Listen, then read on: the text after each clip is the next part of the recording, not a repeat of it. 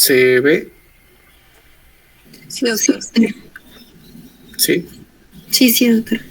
Ya.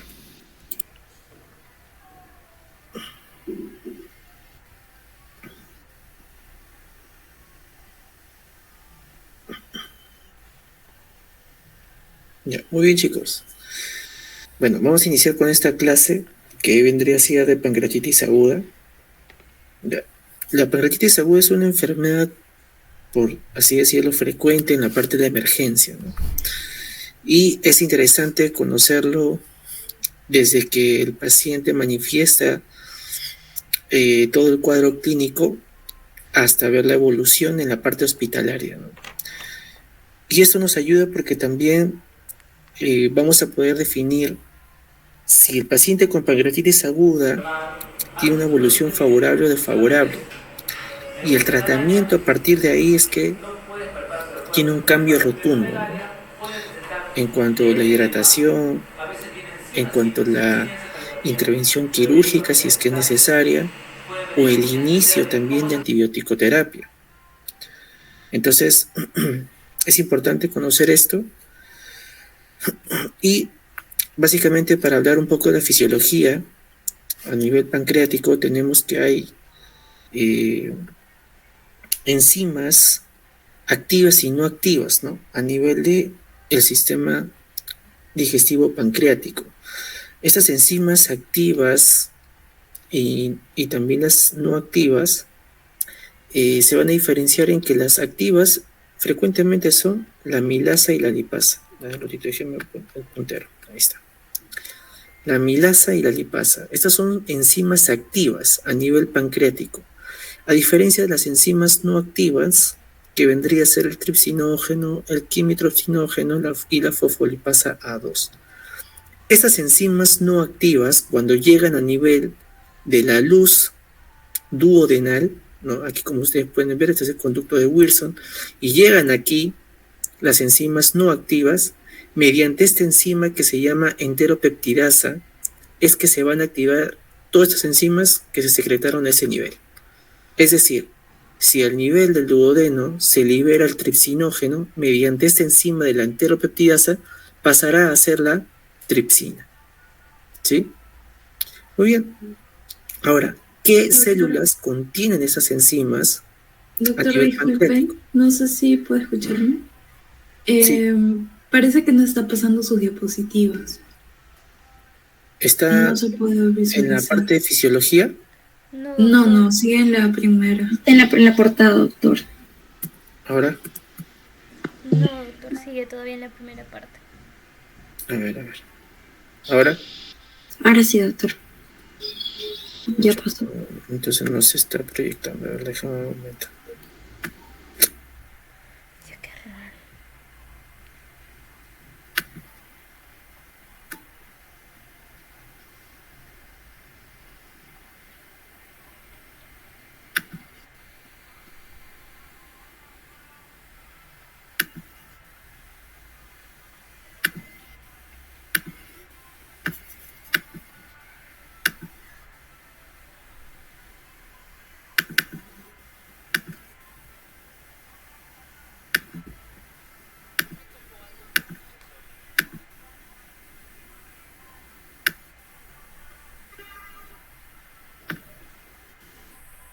¿Y ahora sí se mueve?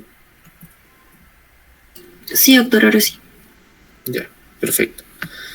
Entonces, como le estaba contando, ahora, ¿quiénes contienen estas enzimas activas y no activas? Las células acinares. Estas células acinares son encargadas de sostener esas enzimas tanto activas como las no activas. Y estas células centroacinares son aquellas que van a contener prácticamente agua y electrolitos. ¿Ya? Muy bien, entonces todas estas células que nosotros observamos aquí, tanto las acinares como las centroacinares, son responsables de la destrucción durante el proceso inflamatorio pancreático, ¿no? Que ocurre en la pancreatitis aguda. O sea, debido al proceso inflamatorio, la interrupción de estas células acinares y las centroacinares generan que haya una mayor activación a nivel de la luz duodenal. y eso hace que esta tripsina se libere con mayor cantidad y genere destrucción progresiva del tejido pancreático. Muy bien, esto sucede independientemente de la causa que esté generando la pancreatitis aguda, chicos, ¿eh? A excepción de cuál. En casos de pancreatitis por alcoholismo, estas células acinares y las centroacinares no son comprometidas al inicio. Hay una célula llamada la célula estrellada, que es una de las principales células responsables de la arquitectura pancreática.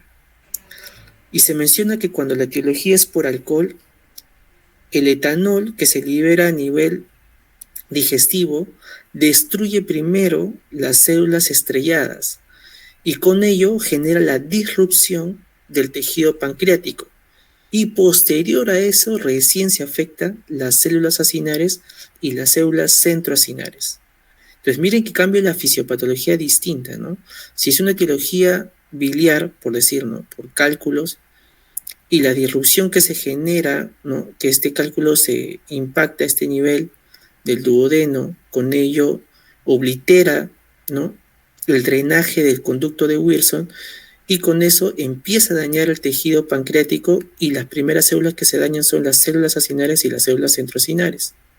A diferencia de la que es por el alcohol, no genera este proceso, ojo, no genera este proceso. Lo primero que genera es una disrupción o daño a nivel de la célula estrellada con su posterior destrucción de las células acinares y las centroacinares. La definición de pancreatitis aguda entonces es un síndrome clínico, ¿ya? Es un síndrome clínico, producto de una inflamación y autodigestión destructiva aguda del páncreas y del tejido peripancreático. La incidencia abarca entre 110 a 140 por 100.000 habitantes, es el segundo diagnóstico intrahospitalario más frecuente, y más de 300.000 se generan en emergencias por año, ¿no? Ahora, este punto de segundo diagnóstico intrahospitalario se debe básicamente porque, bueno, ahora ya no es tanto que sea el segundo diagnóstico intrahospitalario más frecuente, ¿no? Porque antes no teníamos mucho el apoyo de la parte nutricional en los hospitales o en las salas de medicina, ¿no? Y eso hacía que los pacientes haya un alto consumo de carbohidratos o un alto consumo de grasa, y no sabíamos que estos pacientes podrían tener cálculos en la vesícula, ¿no? Y debido al consumo que se genera de estos carbohidratos o grasa, podrían generar pancreatitis intrahospitalaria, ¿no? Y eso es porque se desconocía que el paciente padecía de un tipo de patología biliar. La morbimortalidad, se menciona que el 80% suelen ser leves a moderados graves. Pero cuando ocurre, ¿no?, muerte en estos casos, más del 20% ocurre en los casos graves. Pero si queremos definir una mortalidad global, abarca en menos del 5%. Entonces, dentro de la fisiopatología hemos dicho que puede haber factores causales, que es la que vamos a conocer dentro de un momento, ¿no? Generan los daños de células acinares pancreáticas. Con ello, hace que haya una activación de una de las enzimas no activas, como es el tripsinógeno, y lo activa a tripsina. Y miren lo que hace la tripsina, diferentes mecanismos de daño a nivel pancreático. Uno menciona que activa la calicreína sinina, ¿no?, que va a generar un edema e inflamación a nivel pancreático. Además, la tripsina también puede activar a la quimiotripsina, y esto va a generar edema y daño vascular. ¿Qué más genera la tripsina? Activación de la elastasa. Y cuando se activa generará daño vascular a esta hemorragia, inclusive peripancreática o pancreática, ¿no? Y ahí vamos a encontrar unos signos que ya lo vamos a ver en la teoría. Luego, ¿qué más? Activación del fosfolipasa 2, y esto es el responsable de generar necrosis por coagulación, ¿no? Y cuando se daña también las mismas células acinares pancreáticas, generará una activación de la lipasa que posterior a esta generará una necrosis grasa. Ahora, ¿cuáles son las causas más frecuentes de pancreatitis? Pregunta de examen, ¿no? ¿Cuál es la causa más frecuente? Los litos a nivel biliar o de la vesícula biliar, ¿no? Son los cálculos a nivel de la vesícula. es el 40% de las causas más frecuentes de la pancreatitis aguda. En un 30% suelen ser también por alcohol, ¿ya? Pero el alcoholismo es la causa más frecuente de pancreatitis crónica. O sea, si yo digo causa más frecuente de pancreatitis aguda, es cálculos biliares. Si yo dijera causa más frecuente de pancreatitis crónica, es la alcohólica. ¿Qué otra cosa más conocemos? La hipertrigliceridemia, ¿no? Que ahora se ha visto casos con mayor aumento en incidencia, ¿no? Esos pacientes que padecen de unos triglicéridos a partir de 1000, ¿no? La clásica, valor de 1000 de triglicéridos es un alto riesgo de padecer pancreatitis aguda. Pero ese término de ya un valor de triglicéridos mayor de 1000 se está dejando un poco de lado porque ya se están haciendo estudios desde hace 3, 4 años, ¿no? Donde el valor ahora lo ponen con mucho menor rango, ¿no? Mencionan ahora que a partir de 880 ya el paciente se le puede considerar como alto riesgo de generar pancreatitis aguda y un riesgo moderado a partir de 440.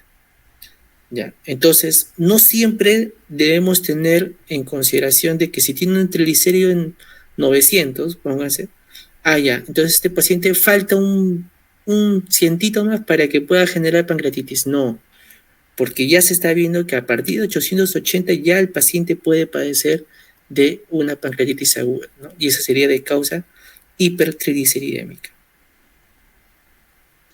Muy bien, otras causas genéticas también que no tiene un porcentaje conocido, drogas en menos del 5%, casos autoinmunes, ¿no? Que estas causas suelen suceder en pacientes mujeres, básicamente, pacientes mujeres, ¿ya? A partir de los 40, 50 años, que padecen de una pancreatitis reiterativa, ¿no? Son pacientes que han venido por un cuadro de pancreatitis a los 30 años, le hacen una ecografía abdominal, no observan que haya cálculos, ¿no? Pensando el médico que ya probablemente solamente tenía un cálculo en la vesícula, ha migrado, se ha enclavado en la porción duodenal, genera la pancreatitis aguda, pero ya se resolvió o ya se eliminó, ¿no? Vuelve otra vez a los 4 años una nueva pancreatitis. Le vuelven a hacer ecografía, no encuentran cálculos en la vesícula. Entonces ya se empieza a ser sospechoso, ¿no? Un segundo cuadro pancreático donde no se evidencia cálculos, entonces suele ser muy raro, ¿no? Y se empieza a averiguar ya otras causas, ¿no? No es alcohólica, perfecto. Triglicéridos normales, no es consumidora de tipo de drogas. Entonces, pensar en autoinmunes, pacientes entre 30 y 40 años, ¿no? Que hacen pancreatitis reiterativas. Luego también tenemos las causas que son por CEPRE, ¿no? Por CEPRE. Doctor, ¿pero por qué por CEPRE? Bueno, el CEPRE, como ustedes deben de entender, es un procedimiento endoscópico en la cual es de elección para aquellos pacientes que padecen de un cálculo a nivel del colédoco y necesitan realizar este procedimiento para poder retirar este cálculo a nivel del colédoco. Pero da la mala suerte que durante la intervención, ¿no? Se intenta retirar el cálculo y lamentablemente hay un cálculo pequeño que se suelta. Y puede llegar a nivel duodenal, enclavarse a nivel de la desembocadura del Wilson y generar la pancreatitis aguda. Pero miren que estos suelen ser entre un 5 a 10%. Pero este porcentaje ha ido creciendo y por eso que el manejo de un CEPRE tiene que ser con mucho cuidado y con profesionales que tengan alto rendimiento en este tipo de procedimiento. Traumáticos, ¿no? En pacientes que hayan tenido un accidente de tránsito y también generan un tramo abdominal cerrado, pueden generar pancreatitis aguda en menos de 1%. Infecciones en menos de 1%, complicaciones quirúrgicas entre un 5 y 10%, obstrucciones intestinales que son raros y otras condiciones asociadas que vamos a ver. Aquí en este cuadro menciona casi la mayoría que hemos mencionado.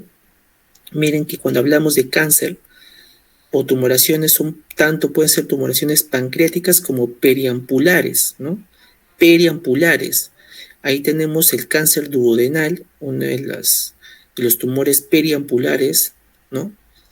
Es un tumor duodenal, también tenemos al colangiocarcinoma, ¿no? Colangiocarcinoma, que también puede generarse a nivel del coléoco distal y generar una pancreatitis aguda. Otros tumores periampulares tenemos el cáncer de páncreas, pero a nivel de cabeza, ¿no? A nivel de cabeza. Cáncer de cabeza de páncreas, ¿no? Considerado también como un tumor periampular. Luego tenemos por infecciones aquí, miren, por parásitos, que podría ser por el Ascaris lumbricoides, pero también puede haber otras infecciosas, miren, como es el virus de hepatitis B, citomegalovirus, coxsackie-virus, VIH inclusive, VIH, varicela zoster, Mycoplasma legionella, leptospira, hongos como Aspergillus, ¿no? Que puedan generar una causa infecciosa de pancreatitis aguda. Farmacológicos, que es causa también de preguntas a nivel de exámenes de NAM y también de residentado, ¿no? Ácido valproico, la acetioprina, bloqueantes de canales de calcio, y esto más que todo son los dihidropiridínicos, ¿ya? Diclofenaco. Tenemos también a los inhibidores de la enzima convertidora de angiotensina, los IECAS, ¿no? Y el metronidazol también como parte de las causas de pancreatitis aguda.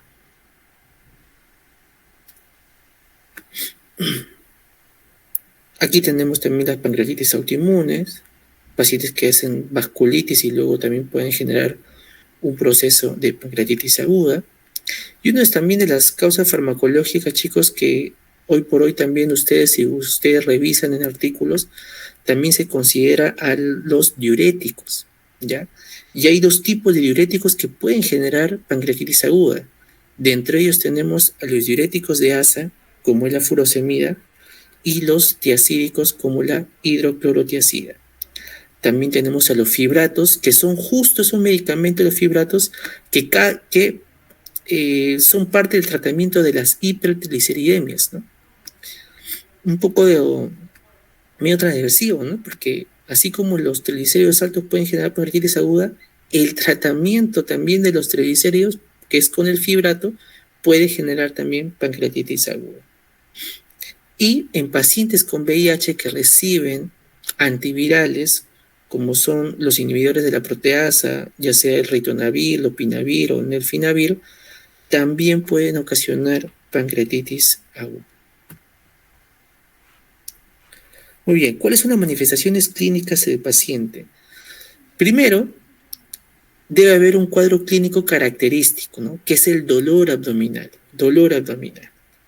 Doctor, pero ¿cómo es el dolor abdominal en estos pacientes? Acuérdense que a nivel abdominal existen dos tipos de órganos, ¿no? Órganos de vísceras huecas y de vísceras sólidas. Las que son por vísceras huecas normalmente generan un dolor tipo cólico, ¿no? Como un retortijón. Las que son por vísceras sólidas suelen generar un dolor tipo opresivo, ¿no? Tipo opresivo, pesadez. Y hay otros órganos que también son parte de vísceras huecas, en las cuales como función principal también es la secreción de ácido o secreciones que puedan metabolizar algún tipo de proteína o de glucosa, ¿no? Es decir, secreción ácida a nivel del estómago pueden generar dolores, aparte del dolor tipo cólico, también pueden generar un dolor tipo urente, ¿no? Y es por la secreción excesiva de ácido. Pero en la pancreatitis aguda, como el páncreas es un órgano sólido, entonces generará un dolor tipo opresivo. Y el dolor es un inicio agudo que se genera a nivel de mi abdomen superior, es constante e intenso, y su clásico dolor es irradiado que se va hacia la región dorsal. Nosotros lo llamamos como irradiación en cinturón, ¿no? Irradiación en cinturón. Es un dolor que se acentúa con el cambio de posición y está asociado frecuentemente a náuseas y vómitos. Náuseas y vómitos. Muy bien. Ahora, puede haber también alteración de las funciones vitales, ¿no? Como taquicardia, taquipnia, presiones arteriales elevadas en un momento. Pueden también tener distensión o hilio, defensa muscular o rigidez ictericia si es que el paciente se asocia a un cuadro colangítico o de obstrucción del colédoco, ¿no? Puede haber también signos de sangrado a nivel peripancreático, ¿no? Por decir, ven este hematoma que se genera a nivel de los flancos, ¿no? Este es el signo de Gray-Turner, ¿no? El de Gray-Turner es una hemorragia retroperitoneal que se evidencia como una equimosis a nivel del flanco, ¿no? Luego tenemos otro sangrado que es el signo de Cullen, ¿no? Este signo de Cullen es una hemorragia también intraparenquimal que se manifiesta con una equimosis periumbilical. Y hay otro también que de repente lo habrán escuchado, que es el signo de Fox, ¿no? Signo de Fox, que se genera una equimosis a nivel de la porción inferior del ligamento inguinal. Muy bien. ¿Qué más tenemos asociados al dolor abdominal? Ya hemos dicho que también puede tener náuseas y vómitos, pero hay algo que de repente también deben tomar en cuenta, es que estos pacientes pueden presentar fiebre. Y ojo, chicos, paciente con pancreatitis aguda y que tiene fiebre en su periodo inicial, no quiere decir que este paciente está infectado y que por eso tienen que darle antibióticos. La fiebre es una respuesta inflamatoria que genera las interleuquinas, tanto interleuquina 6 como interleuquina 8, ¿no? Y en respuesta a esto pueden generar patrones piréticos que elevan la temperatura y se traduce como fiebre, pero no siempre es signo de infección. Por lo tanto, el paciente con pancreatitis aguda también puede generar fiebre, pero esta fiebre, ¿hasta cuándo yo puedo considerarlo que sea por la pancreatitis aguda? Se menciona que si esta fiebre ocurre de entre los 48 a 72 horas del proceso pancreático, podría considerarte que sea solo por la pancreatitis aguda. Pero si esta fiebre pasa las 72 horas o inclusive hasta el cuarto o quinto día, ya dejas de sospechar que este sea por el origen de la pancreatitis aguda, ¿no? Sospecha que ya tenga que ver alguna otra cosa que esté generando la fiebre. Y además estas fiebres no suelen ser persistentes durante todo el día, ¿no? Suelen tener un pico por la tarde o por la mañana y nada más, ¿no? Y luego se autolimitan y luego puede regresar en el segundo o tercer día. Pero si esta fiebre persiste ya después del tercer o cuarto día, hay que sospechar que sea de otro origen. La pancreatitis tiene dos fases, ¿no? Una fase temprana y una fase tardía. En la fase temprana, que puede ocurrir en la primera semana, y la fase tardía después de la primera semana, ¿qué se diferencia? Que en la fase temprana hay alteraciones sistémicas. El paciente puede presentar manifestaciones sistémicas como la que hemos dicho, ¿no? Fiebre, escalofríos, malestar general, o inclusive puede presentar también oliguria, ¿no? En algunos casos. Pero en las fases tardías, la pancreatitis aguda que no se recuperan presentan cambios ya morfológicos pancreáticos. O sea, aquí ya no va a haber tantas manifestaciones extrapancreáticas. En la fase tardía prácticamente ya hay cambios del mismo órgano que se está dañando, que es el páncreas. O sea, aquí puede haber compromiso mismo del parénquima, necrosis, pseudoquiste, que es lo que vamos a ver. Entonces, en la fase temprana es una manifestación sistémica, ¿ok? Que se consideran dos procesos, ¿no? Transitorio si es menor de 48 horas o persistente si es de duración mayor a esas 48 horas, ¿no? Muy bien, ahora, ¿cómo hago el diagnóstico, doctor, de pancreatitis aguda? Entonces, el diagnóstico se hace de la siguiente manera. Primero deben haber estos criterios que son los criterios de Atlanta del 2012. Estos criterios, miren que desde ese año han persistido y siguen todavía en criterio para poder definir pancreatitis aguda. Entonces, decimos que para que yo pueda decidir que el paciente tiene pancreatitis aguda, debe haber de estos tres criterios al menos dos. Al menos dos. Entonces, el primer criterio, como ustedes pueden ver, es que el paciente tenga dolor abdominal. Un dolor abdominal sugestivo de pancreatitis aguda, ¿no? ¿Cómo es el sugestivo? Un dolor a nivel opresivo, ¿no? A nivel del epigastrio que se irradia hacia la espalda. ¿Qué más debemos tener en cuenta? Que los niveles de lipasa y o amilasa en suero deben estar por encima de 3 veces su valor normal. ¿Ya? 3 veces su valor normal.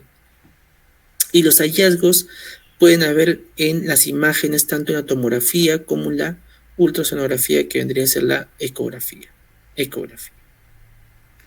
Muy bien. Ahora, hay algo muy importante, ¿no?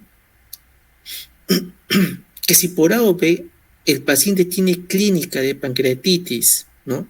Tú ves que tiene dolor abdominal, que se irradia hacia la región dorsal, o sea, en cinturón, náuseas, vómitos, le tomas unos niveles de lipasa o amilasa y estos se encuentran no por encima de 3 de su valor normal, ahí en estos casos se requiere que yo le realice imágenes.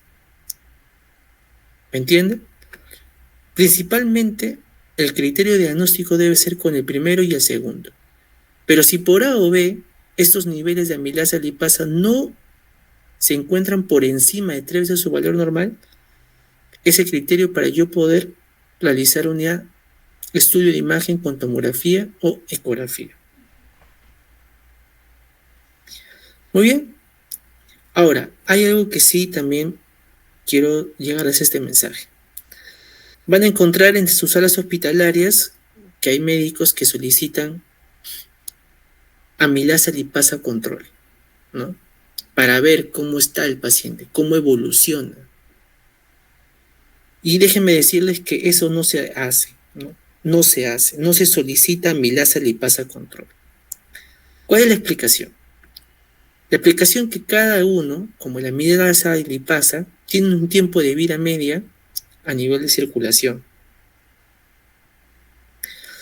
Miren que la amilasa empieza a elevarse a partir de las 2 horas y su pico máximo llega entre las 6 a 12 horas.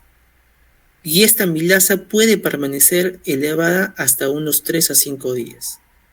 3 a 5 días. Y que la lipasa empieza a presentar elevación a las 4 a 8 horas del proceso pancreático y su pico llega hasta las 12 a 18 horas. 12 a 18 horas. Y duran, miren, hasta 10 días.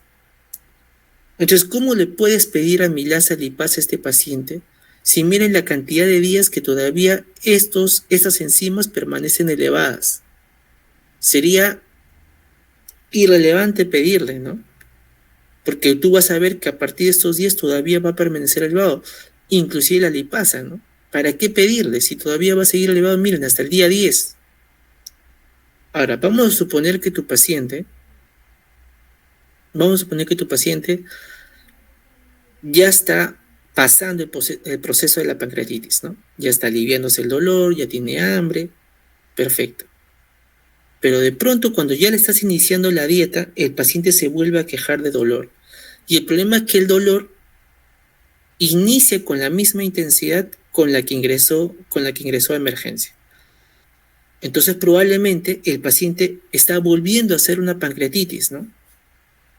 Entonces, si tienes ese proceso de que el paciente, o sospecha de que el paciente está haciendo de nuevo una pancreatitis, una repancreatitis, como algunos le dicen, si tienes la sospecha de eso, ¿cuál creen que le pedirían?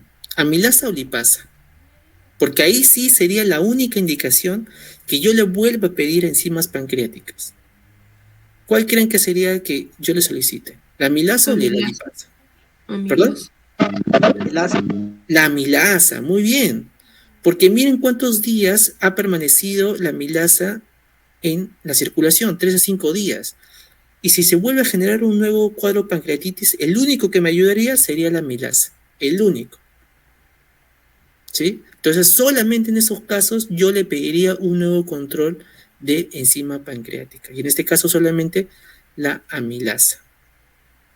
¿Ya? Entonces, cuando ustedes vean, ya saben por qué no deben de pedir enzimas pancreáticas seriadas, ¿no?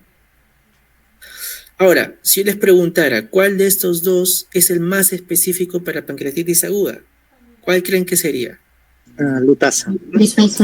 Claro, porque ya vieron acá, ¿no? La especificidad. Pero bueno, ¿cuál sería la explicación? ¿Por qué la lipasa sería más sensible y más específica que la amilasa? A ver, lo que ya tienen ya la grabación del año pasado. ¿Qué dije el año pasado? Nada, no lo dije de repente, me olvidé. Ya. Esto es porque la amilasa no solamente se secreta a nivel pancreático, sino también a nivel de las glándulas salivales. Glándulas salivales. Por eso que no es tan específico de una pancreatitis aguda. ¿Ya? Si entre los dos solamente sería la lipasa, y la explicación es porque la amilasa también se secreta a nivel de las glándulas salivales.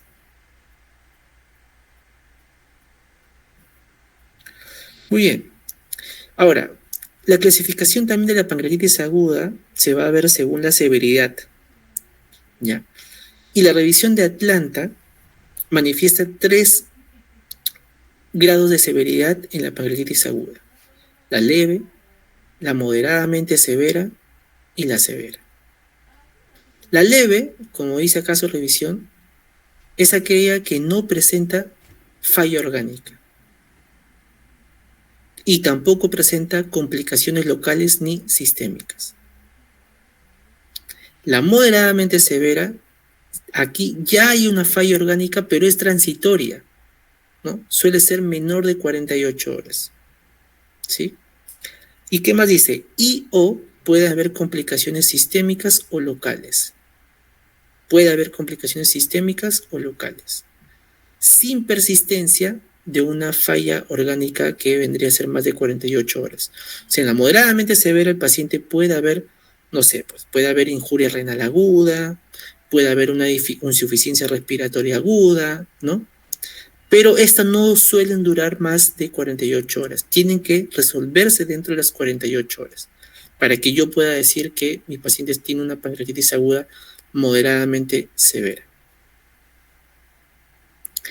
¿Y severa cuánto decimos? Ya, bueno, cuando esta falla orgánica persiste, ¿no? Por más de 48 horas.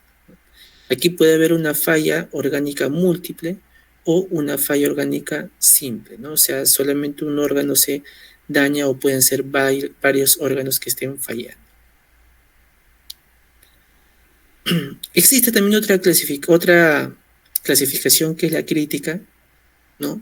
Y esta es básicamente cuando hablamos ya de estudios de imágenes, ¿no? Porque aquí podemos comprobar que ya hay una necrosis pancreática o peripancreática que esté infectada. También asociado a falla orgánica.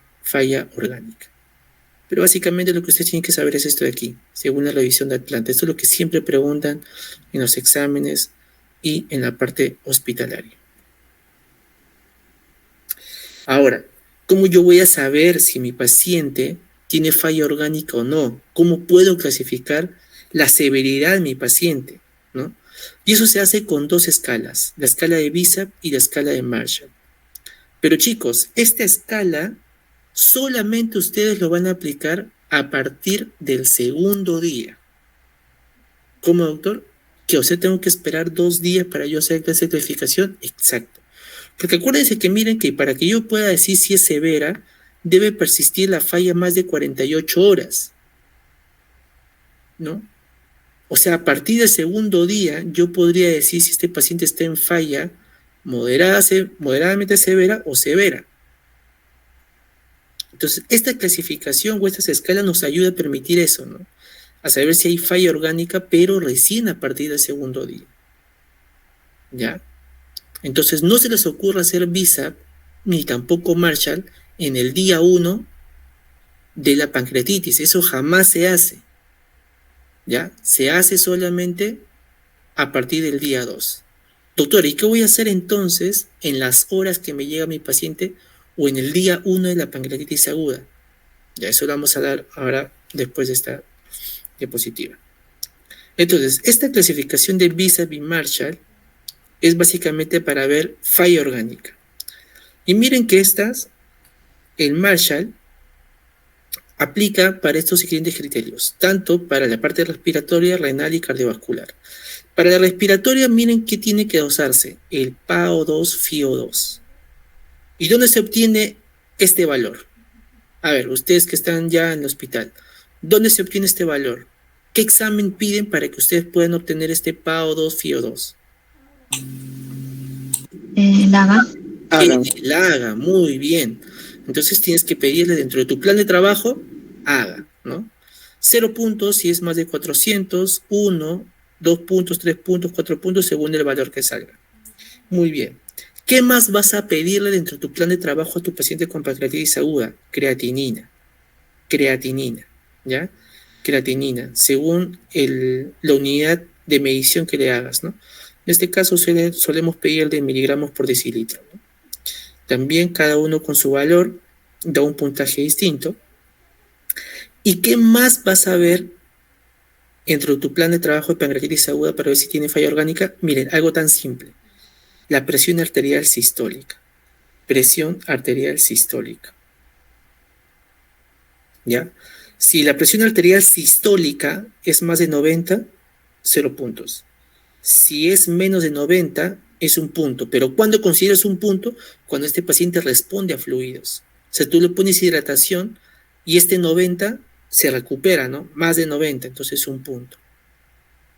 Pero si a pesar de que le has puesto fluido, sigue estando menos de 90 la sistólica, le consideras 2 puntos.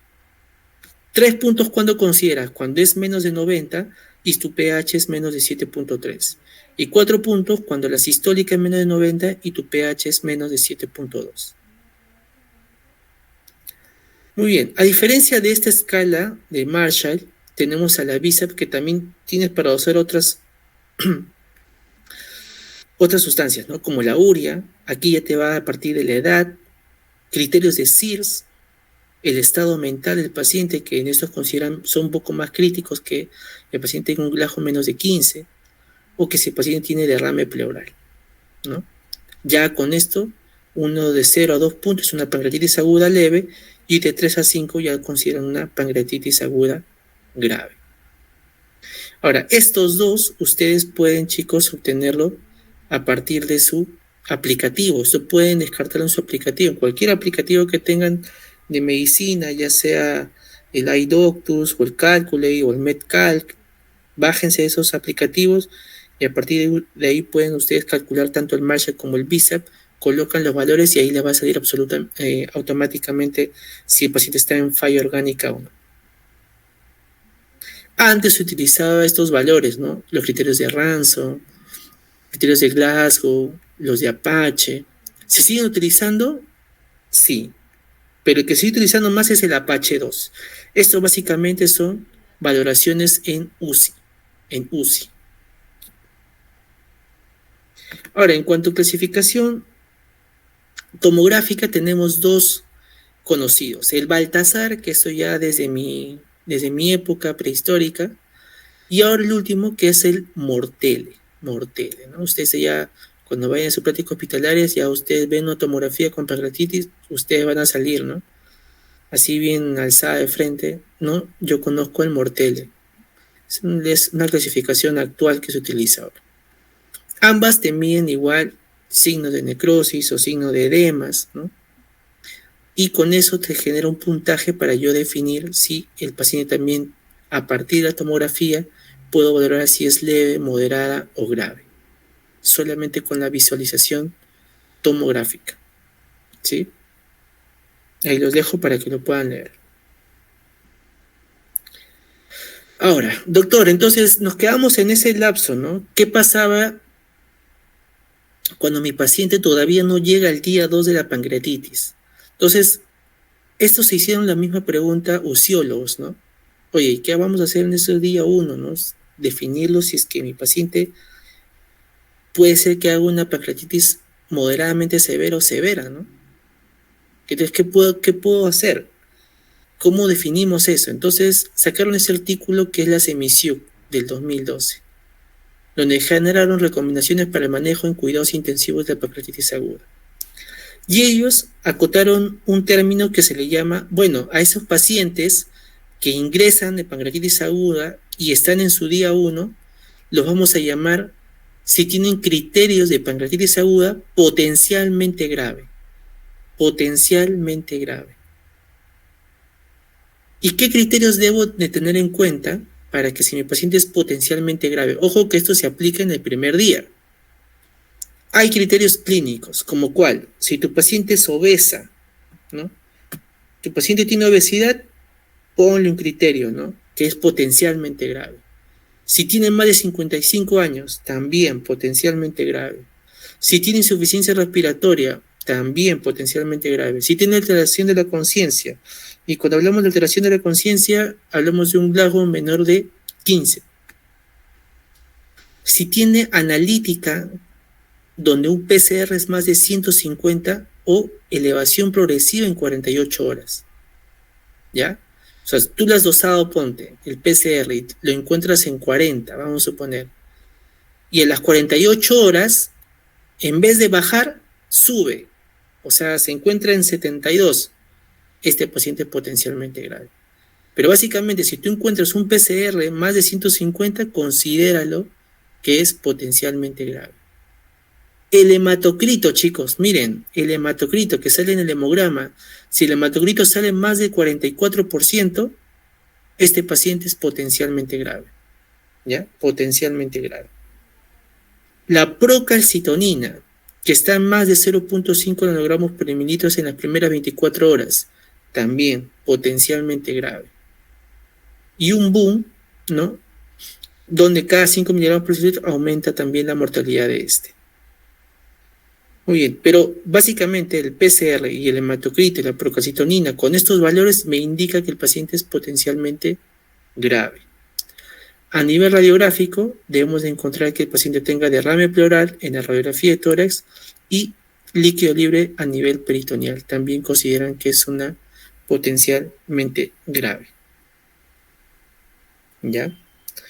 Muy bien, entonces hay que considerar también que la elevación de la procalcitonina con valores mayores a 1.8 en la fase evolutiva de la pancreatitis aguda puede ser útil inclusive para diferenciar la necrosis pancreática estéril de la infectada. ¿Cómo es esto? O sea, si la procalcitonina, yo veo en los próximos días, ¿no?, que sus valores siguen en aumento y suelen ser más de 1.8, probablemente esta elevación de la procalcitonina ya no sea por su cuadro agudo de la pancreatitis aguda, sino es porque puede que se esté asociando con una pancreatitis o necrosis pancreática infectada. Ojo que estos parámetros inflamatorios como el PCR, el hematocrito, la procalcitonina, deberían resolverse a partir de las 48 a 72 horas, o sea, deberían ir en descenso. Pero si estas persisten, más que todo el PCR y la procalcitonina, sospechar que ya no puede ser tanto por la pancreatitis aguda. Estos pueden ser de repente por un proceso infeccioso. Entonces, ¿a partir de cuándo yo puedo considerar que esa procalcitonina puede ser por el tema infeccioso? A partir de más de 1.8, ¿no?, en las próximas 48 o 72 horas. Hay otros parámetros también que ellos medían, que es la presión intraabdominal, ¿no?, también en donde se considera, ¿no?, una hipertensión intraabdominal, ya sea una presión intraabdominal mayor o igual a 12, también es conocida como un criterio de ser potencialmente grave. Complicaciones, entonces puede haber tanto complicaciones locales como sistémicas. Ya las locales es porque hablamos del mismo problema del parénquima pancreático, ¿no? Y sistémicas es porque abarca ya otros órganos que también pueden generar daño de este mismo y manifestarse tanto clínica como laboratorialmente.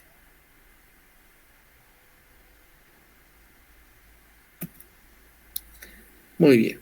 Ahora, esto es lo que decimos. Y esa es pregunta también de exámenes, ¿no? Complicaciones. Dentro de las complicaciones locales del páncreas, tenemos dos tipos.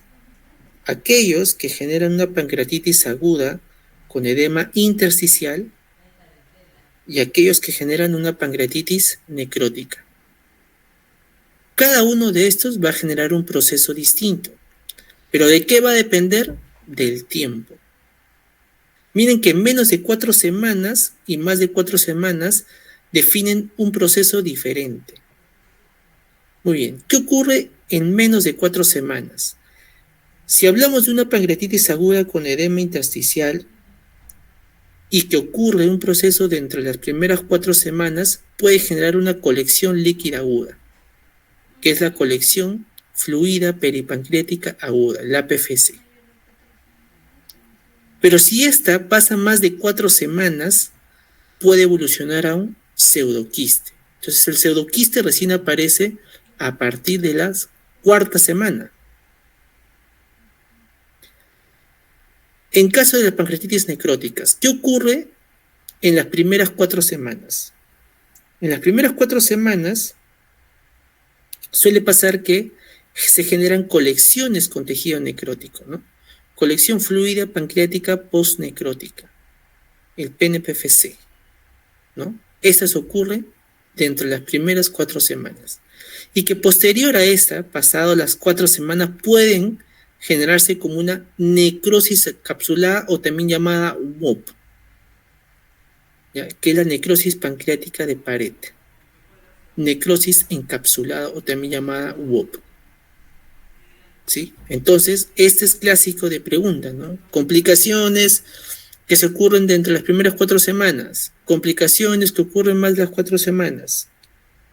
O también puede venir un caso clínico, ¿no? Paciente que viene por pancreatitis aguda, se le da de alta y a la 6ª semana viene con dolor a nivel abdominal, distensión abdominal, ¿no? Se observa a nivel de la tomografía, bla, bla, bla. ¿Cuál sería? ¿No? Y aquí un poco de tomografía, ¿no? Este vendría a ser la pancreatitis aguda intersticial, ¿no? La que ocurre en menos de 4 semanas. Miren, este es el páncreas y esta es la pared del páncreas. Miren cómo hay una hipodensidad cercana, ¿no? Ese es el edema peripancreático. El edema peripancreático. Aquí también, ¿no? Este es el páncreas y aquí también hay una hipodensidad cercana. Ese es el edema peripancreático. ¿Y este cuál sería? A ver, ¿cuál sería este? No vean pues la imagen. Bueno, está claro, ¿no? Es un pseudoquiste, ¿no? Miren que hay una hipodensidad marcada con un halo, ¿no? Con una imagen que suscribe a esta lesión quística, ¿no? Que es regular. Este es el pseudoquiste a partir de la 4ª semana. Luego aquí tenemos un páncreas que también tiene hipodensidad más infiltrada hacia el nivel intraparenquimal. Miren, el páncreas que está rechoncho, aquí está gordito, y dentro de la parte intrapancreática vemos esta hipodensidad, que vendría a ser la necrosis pancreática, ¿no? La colección de tejido pancreático. A diferencia de esta imagen, miren, este es el páncreas, pero miren, aquí hay algo que rodea, ¿no? Algo que suscribe a esta lesión hipodensa. Esto no es pseudoquiste. ¿Ya? Esto es el WOMP. El WOMP, que vendría a ser la necrosis encapsulada, ¿no? Encapsulada. Muy bien. Ya para hablar del caso de tratamiento, tenemos la pirámide de la secuencia de fluidoterapia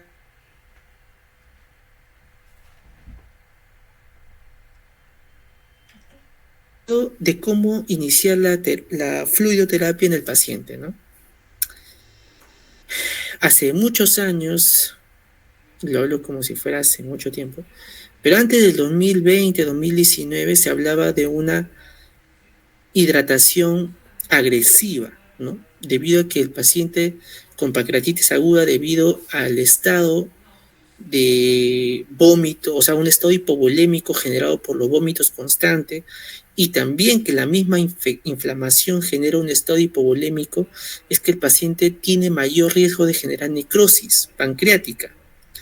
Por ende, es que se hablaba de una hidratación enérgica, agresiva, ¿no? Para que el paciente pueda mantenerse fuera de la hipovolemia y evitar la necrosis. Y esto lo hacían con una hidratación de aproximadamente 250 a 500 mililitros por hora, ¿no? Seguida de 5 a 10 mililitros por kilo por hora, que era una terapia de mantenimiento.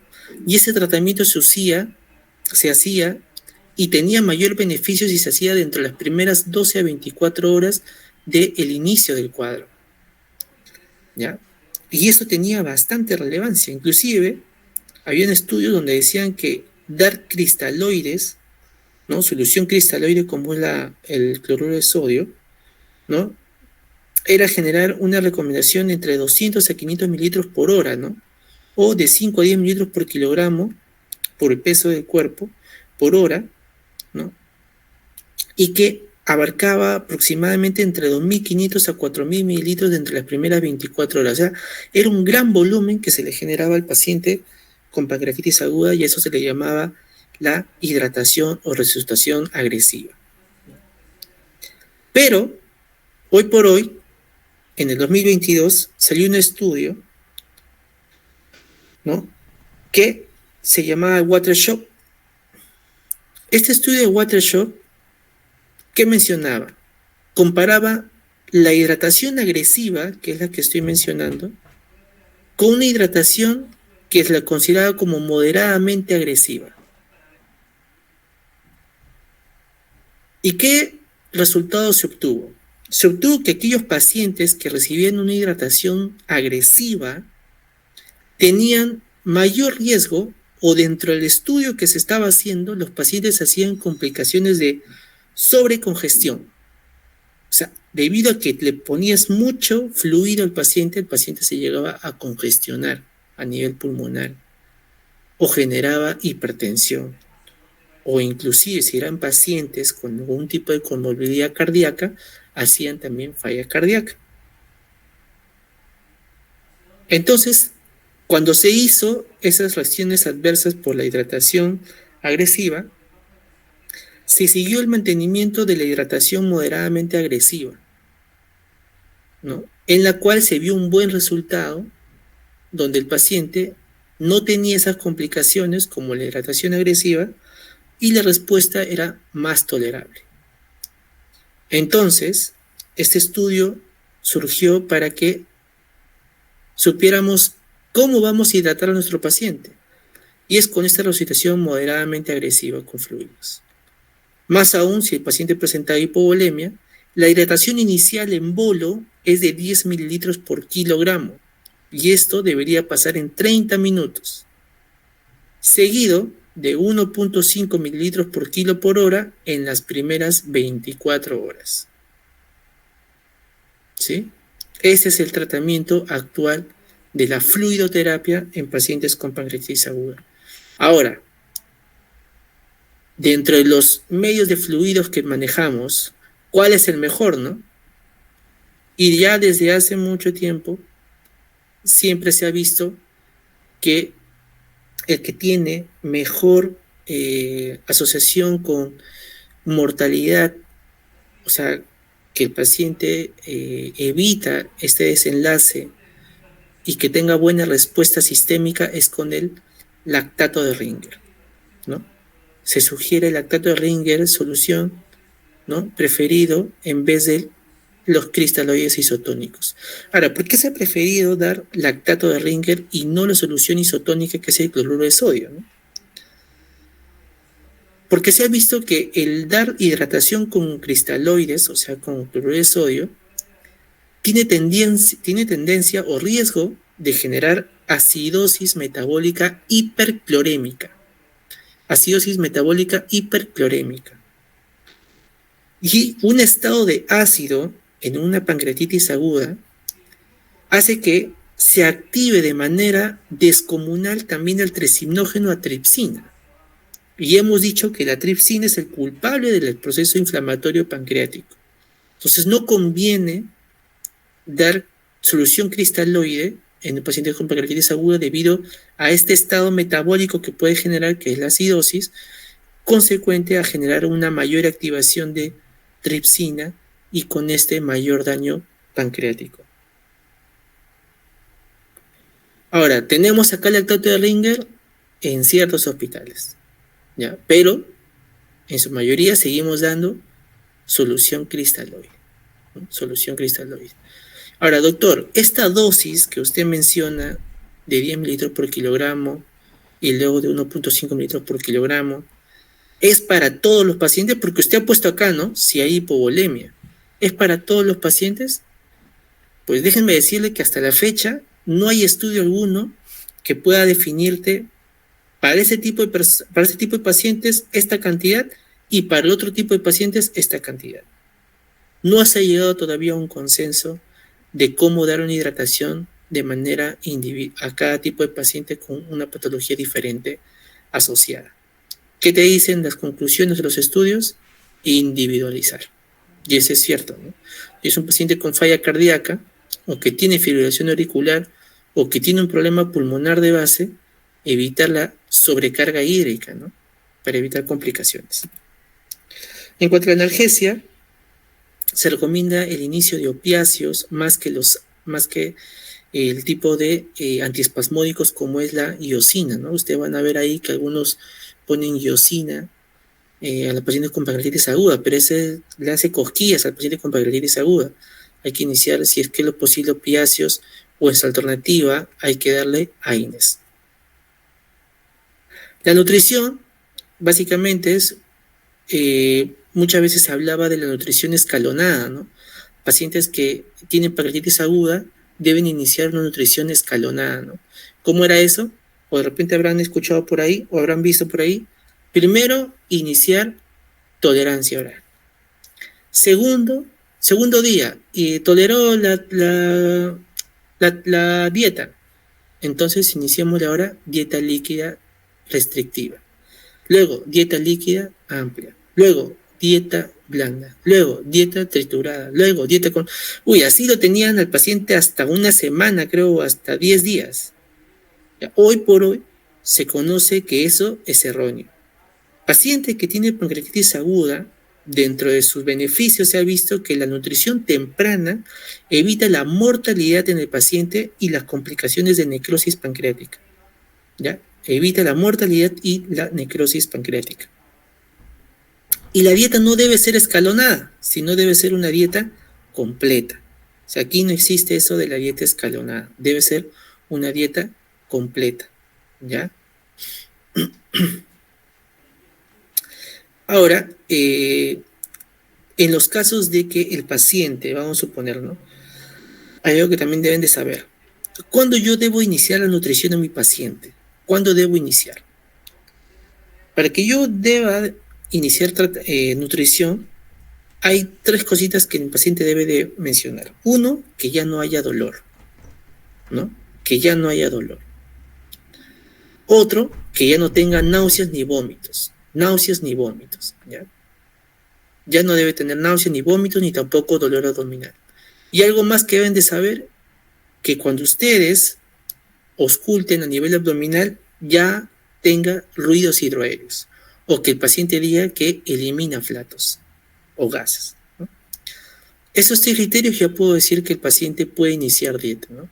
Ausencia de dolor, ausencia de náuseas y vómitos, y que elimine flatos o que haya ruidos hidroaéreos a nivel abdominal. Con eso yo puedo iniciar mi dieta a mi paciente. ¿Ya? Ahora, ¿qué pasa, no? En el caso de los pacientes que no suele pasar esto, ¿no? No persisten todavía el dolor, pasan 4 o 5 días, lo sigues dejando en NPO a tu paciente por el riesgo de que si le das dieta puede generar otra vez pancreatitis aguda. Entonces, ya ahí puedes valorar, ¿no? Si tu paciente es moderadamente severo o severa. Si tu paciente es una pancreatitis aguda moderadamente severa, entonces no hay forma, tienes que iniciar la dieta porque no puedes dejar en NPO toda la vida a ese paciente. Entonces la única manera de que puedes iniciar dieta es colocándole un dispositivo, ya sea una sonda nasogástrica o una sonda nasoyeyunal. Ahora, ¿cuál se prefiere, no? Si la sonda nasogástrica o la sonda nasoyeyunal. Eso en múltiples estudios ustedes van a encontrar que siempre hay esta diferencia, ¿no? ¿Qué se prefiere, nasogástrica o nasoyeyunal? Y en algunos estudios se ha encontrado que la nasogástrica tiene, es de mejor elección que la nasoyeyunal, ¿ya? Es mejor que la nasoyeyunal, la sonda nasogástrica. Ahora, existe también otra dieta que es la parenteral. ¿Cómo es la parenteral? Es esta dieta que se administra mediante una catéter venoso central. Esto los hacen básicamente los pacientes de USNA, disculpen, el personal de USNA, ¿no? Que es un área de nutrición, de soporte vital. En algunos hospitales lo poseen. Le colocan un CBC, ¿no? Y por ahí se da una nutrición, aporte de alto tipo de carbohidratos, fósforo, calcio, ¿no? Un aporte que pueda ser beneficioso para el paciente, ¿no? Pero esta dieta parenteral o esta nutrición parenteral suele reservarse para pacientes con pancreatitis aguda severa, ya, severa.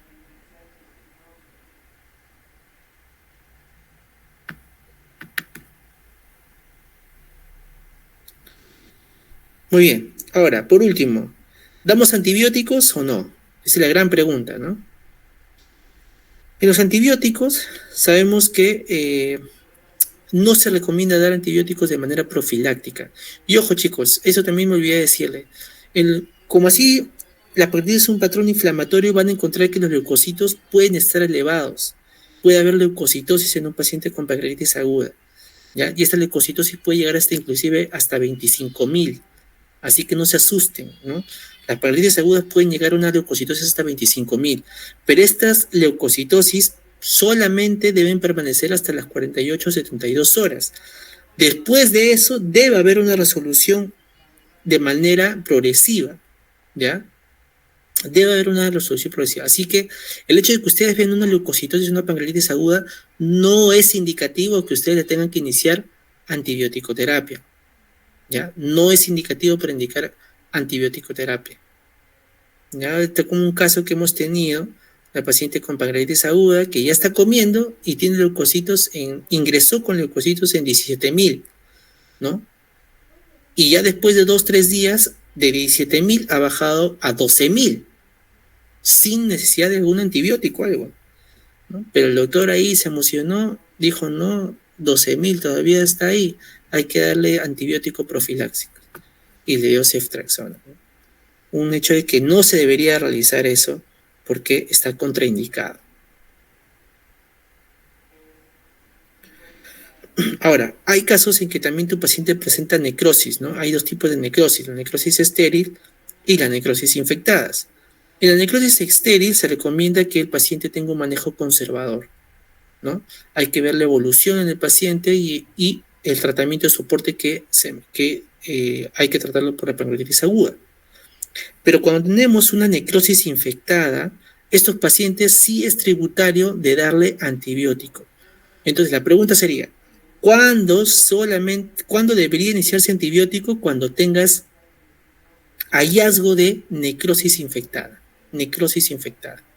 ¿no? ¿Puede haber hallazgos clínicos o laboratoriales de necrosis infectada? Sí, como te digo, pasadas las 72 horas, tu paciente sigue con dolor, sigue con fiebre, la leucocitosis que debería descender aumenta, el PCR que debería bajar aumenta, o la procalcitonina en vez de bajar aumenta, son manifestaciones clínicas laboratoriales que te puede decir que probablemente este paciente tenga necrosis infectada. Pero ¿con qué más lo vas a confirmar? Con una tomografía. Con eso debes de confirmarlo, ¿ya? Muy bien. Y se menciona que estas necrosis infectadas son tributarias de tratamiento quirúrgico, sí o sí. Muy bien. Entonces, ¿cómo es la tomografía de necrosis infectada? Miren, este es el páncreas, esta es la necrosis, miren toda esta hipodensidad, y miren estos circulitos que están acá. Estos circulitos negros que están dentro de la necrosis. Estos circulitos negros que están dentro de la necrosis son gases, aire. Esto, si tú ves este aire o presencia de estos gases dentro de la necrosis, esto es considerada como un signo de necrosis infectada. Entonces, tú ves esto, no hay forma, tienes que iniciar antibiótico-terapia sí o sí. Muy bien, ahora, este es un algoritmo similar, ¿no? Paciente con pancreatitis necrótica, ¿no? Con sospecha de infección. Si tú sospechas de infección, inicia la antibiótico-terapia. ¿no? Antibiótico-terapia empírica, tienes que iniciarla. Básicamente, ¿qué antibióticos debes manejarle? Puedes darle quinolonas, como ciprofloxacino o moxifloxacino, o también puedes darles carbapenémicos, ¿no? Ahí tienes al meropenem, imipenem. Esto asociado a metronidazol, ¿ya? Metronidazol. Por el tema de que el germen que esté afectando la necrosis infectada también sea parasitario. O sea, tienes que cubrir tanto bacterias como parásitos. Por eso le das antibióticos como es las quinolonas o los carbapenémicos y el metronidazol como antiparasitario. ¿Cuánto tiempo debe recibir? Entre 14 a 21 días. Mire que también se le solicita la tomografía, ¿no?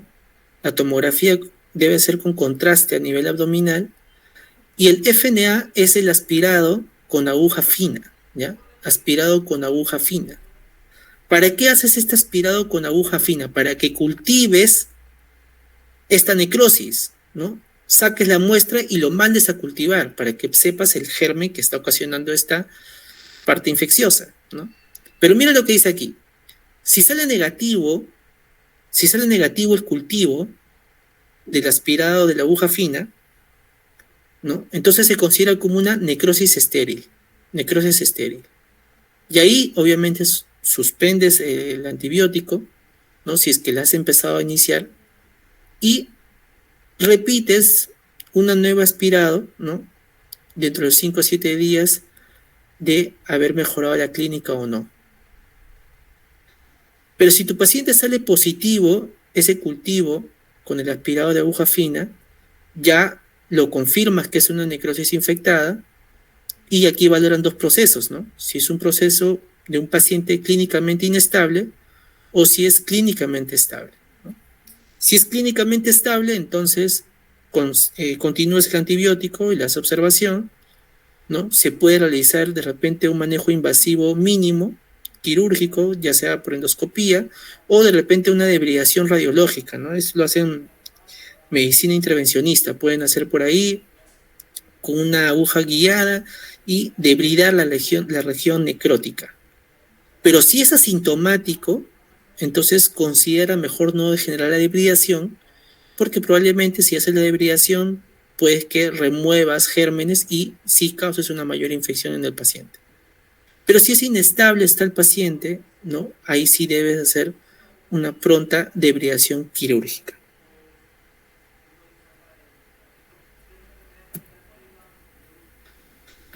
Muy bien, este es prácticamente lo que hemos mencionado, ¿no? La necrosis intersticial, la necrótica. Estas suelen evolucionar de manera desfavorable, ¿no? Y miren que a partir de las 48-72 horas, si la evolución no va de manera favorable, sí es indicativo pedir una tomografía con contraste, ¿no? A partir de las 72 horas, si el paciente no evoluciona de manera favorable, entonces hay que solicitar una tomografía con contraste y evidenciar si es que tiene alguna complicación, ¿no? Que ya hemos mencionado.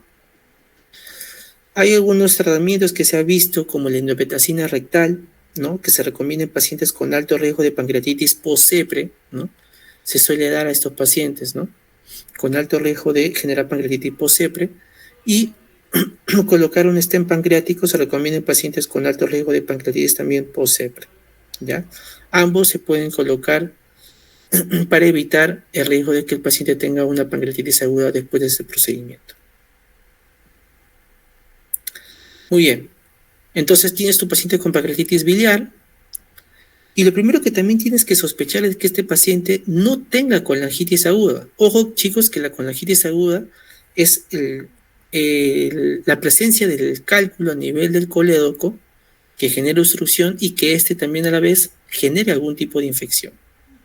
Entonces te dice, pancreatitis biliar, ¿tiene colangitis aguda y o obstrucción de la vía biliar? Si no tiene, entonces continúa ese tratamiento básico de la pancreatitis aguda, ¿no? Y con eso, posterior, podrías programarlo para una colicistectomía. Pero si tu paciente tiene colangitis aguda y o tiene obstrucción de la vía biliar, es necesario que el paciente se haga una CEPRE, sí o sí. Tienes que realizarle una CEPRE. No puede esperar, ¿ya? Y se recomienda que se haga dentro de las primeras 24 horas la CEPRE. Se recomienda que se haga dentro de las primeras 24 horas. Una vez resuelta o desobstruida el conducto biliar, sigues continuando con el tratamiento de la pancreatitis aguda. Ojo, no quiere decir que primero es el CEPRE y luego continúes el tratamiento, no, a la par. Solo que acá te dice que continúes nomás el tratamiento de la pancreatitis aguda y posterior a eso se podría hacer una colecistectomía. Ahora, se hablan de dos procesos, colecistectomía temprana y colecistectomía tardía. La colecistectomía temprana, básicamente, se debe realizar en pacientes con pancreatitis aguda leve. Pancreatitis aguda leve. Solo en esos casos, los pacientes deben hacer una colecistectomía temprana. ¿Y cuándo se menciona colecistectomía temprana? A partir de las 48 a 72 horas de haber resuelto el cuadro clínico de la pancreatitis aguda. Ojo, después de 48 a 72 horas de que la pancreatitis aguda ha sido resuelta, recién pienso en hacer una colecistectomía temprana. Y en caso de una colecistectomía tardía, lo suelo dar en pacientes con pancreatitis aguda severa, ¿no? Pancreatitis aguda severa. O sea, a partir de la sexta semana de resolver el cuadro clínico, puedo realizar una colecistectomía.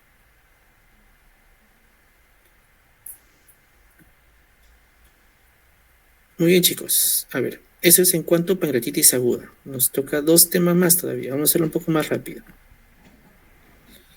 Gastrointestinales. Sabemos que las hemorragias gastrointestinales pueden ser de dos tipos, tanto altas como bajas. Hay una definición que se considera como la de la oculta, la hemorragia oculta, o también llamada de intestino delgado medio, ¿no?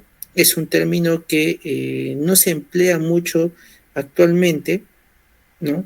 Pero cuando no sabemos la causa, cuando no se ha encontrado mediante la endoscopía o la colonoscopía, no hay ningún tipo de lesión, sospechar que sea de este intestino delgado medio, y para eso habría que hacer una yayunoscopía o una duodenoscopía, ¿no? La definición suele ser una extravasación sanguínea a través del tubo digestivo a partir del esófago proximal hasta el área proximal del ángulo de Treitz, ¿ya? Ese es en cuanto a hemorragias digestivas altas. Son dos tipos, las no variciales y las variciales. Las variciales suelen ser frecuentemente por síndrome de hipertensión portal y las no variciales tienen otras causas, ¿no? A nivel de la clínica tenemos que el paciente presenta hematemesis, ¿no? Que son vómitos de rojo vivo, de café molido, ¿no? Melena, que son de color negro como brea, ¿no? Que ocurre varias horas después del evento del sangrado, ¿no? Y son siendo visibles con tan solo 50 mililitros de sangre. Ahora, también suele haber que el paciente presente hematoquesia, ¿no? ¿Y qué es la hematoquesia ahí? Dice, ¿no? Sangrado rojo marrón en las heces, ¿no? Sugestivo de sangrado activo, ¿no? Y que suele verse en hemorragias digestivas bajas, ¿no? Pero doctor, pero usted ha puesto ahí en hemorragia digestiva alta. Es cierto, las hematoquesias frecuentemente se ven en hemorragias digestivas bajas, ¿no? Que es como un rasgo de sangrado dentro de las heces. Pero también puede ser en hemorragias digestivas altas, pero ¿en qué casos? Cuando estas suelen ser masivas o de tránsito enérgico, ¿no? Estas pueden ocurrirse hasta inclusive un 10%, ¿no?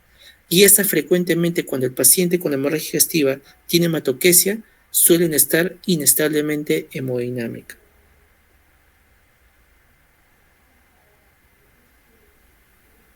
Muy bien. Acuérdense que estos hematemesis, cuando son de este color café molido, se le llama borracio, ya, borracio con B, borracio, porque el vómito borracio con P es de bilis, es una bilis, un color, le dicen verde oscuro amarillento, ¿no? Verde oscuro amarillento, ese es el vómito borracio con P, pero el borracio es con B grande, es el signo de café molido que vendría a ser por un sangrado ya de contenido, con contenido de coágulos que han estado por mucho tiempo a nivel gastrointestinal. Muy bien, ¿cuáles son las causas más frecuentes? Entonces, si yo les preguntara cuál es la causa más frecuente de hemorragia digestiva alta, son las no variciales. Y las no variciales tenemos a las enfermedades por úlcera péptica. Enfermedades por úlcera péptica, causa más frecuente de hemorragia digestivas alta y también de las hemorragias digestivas no variciales. Es la causa más frecuente de hemorragias digestivas. Tenemos otros como también gastroesofagitis erosiva, ¿no? Varices gastroesofágicas que hemos visto que debe relacionarse con un síndrome de hipertensión portal. También tenemos a las enfermedades de Mallory-Weiss, lesión de diablo que ahorita lo vamos a ver. Muy bien, entonces las que hemos mencionado son las